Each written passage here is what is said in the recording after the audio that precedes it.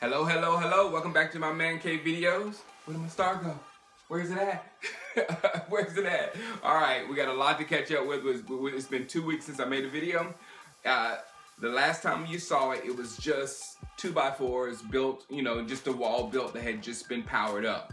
Now, we're putting in the drywall. And they came in and they had a lot of stuff to fix. The drywall was very expensive, so I just doubled, you know, where the television is, and I patched up all the stuff that we did, you know, changing outlets and doing all that kind of stuff. So it was a lot of damage repair out there with drywall and that big wall. So we got all that done, and it looks great. It looks, once they textured it, it looks like you're walking out of one part of the house into another part of the house. You don't get the visual of the garage anymore. The concrete that was down at the bottom and everything is absolutely gone. Now, the drywall did not fix the sound issues in any way whatsoever as far as recording. Maybe it did as far as keeping sound from going out of the garage, but I don't care as much about that as I care about you listening to my videos. We did a no more video. Was the first video we did in the man cave, and the sound, the echo in there was just with the concrete floors along with that big space. It was just overwhelming.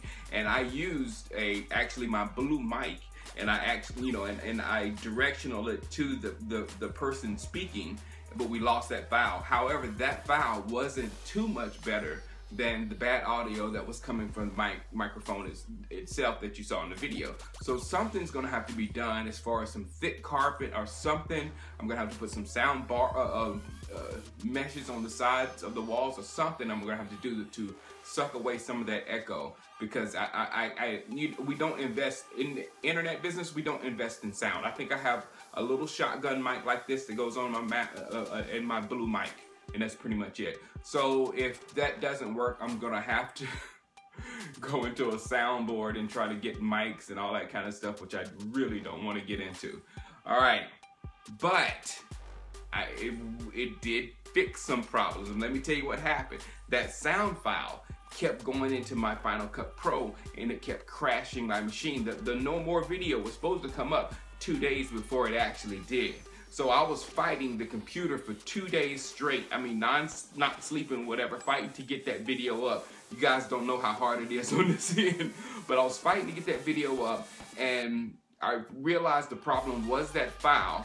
And during that time, I figured out how to go in the back of that Mac Pro and my laptop both and rip out everything that was back there.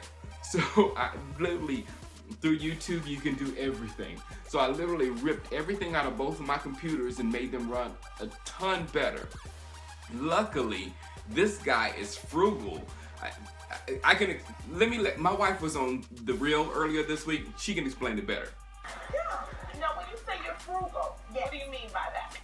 It means that I don't like to spend unnecessary money, and sometimes I don't like to spend necessary money. I'm like the best aunt in the world. I take the kids to the amusement park and stuff. I'm like, freeze your water the night before, and we're gonna bring our water bottles, because I'm not buying those $10 drinks. No, you can't have a hot dog. No, you can't have a burger. I owe cotton candy. Get on the rides and let's go. So yeah, we're frugal, and I did not crack open that new Mac Pro until it was absolutely necessary. And when I figured that out, I was like, hey, I can take that other computer back. So I went running back to the Mac store with the computer. The Mac people were like, whoa, it can do everything. I said, don't worry, I'll get it later. I got mine running. So it was a great thing. I took that money and I put it toward you know what, the television. Now again, we have to have a deal. And I told you before in my previous video that if I didn't have the best deal possible, it was Samsung 4K was far ahead of everyone. So Black Friday came, and I went in there shopping, and I saw the Curve, and I saw the 75-inch 4K television, which I was basically sold on, and it was $4,999. The guy at Best Buy said it wasn't going to change. I wake up the next morning, didn't buy anything. Wake up the next morning, it's at $59.99. And I'm like, no, I owe $1,000. No way. I'm not buying the TV now. I'm not buying the TV now. So I was just mad, but I still continued to do my due diligence because I said if I can find something that was a huge deal and was something different, that I would go for it. And when I was piling through, I found a Sharp 90-inch 1080 television. Absolutely beautiful. And what happened with this television, I think Sharp overpriced it because it came out at $10,999.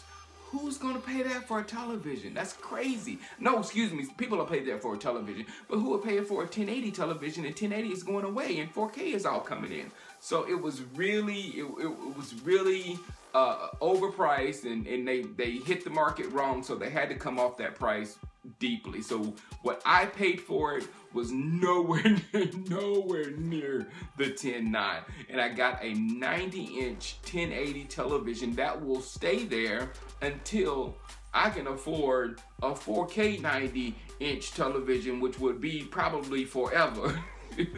But still, that 90-inch is going on the wall, and it's going to be good. It's going to be good for you. It's going to be good for me, for everything that we do. Bigger is also better. And I saw this chart on Sharp to see the difference that I made.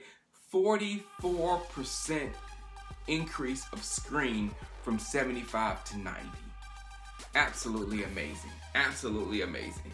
So there we are right now. Next time, it's painted right now. It just got painted yesterday. It looks wonderful. We'll talk about the colors we chose. And then hopefully next week, the TV will be on the wall. And we're not 8 and 8 anymore. All right.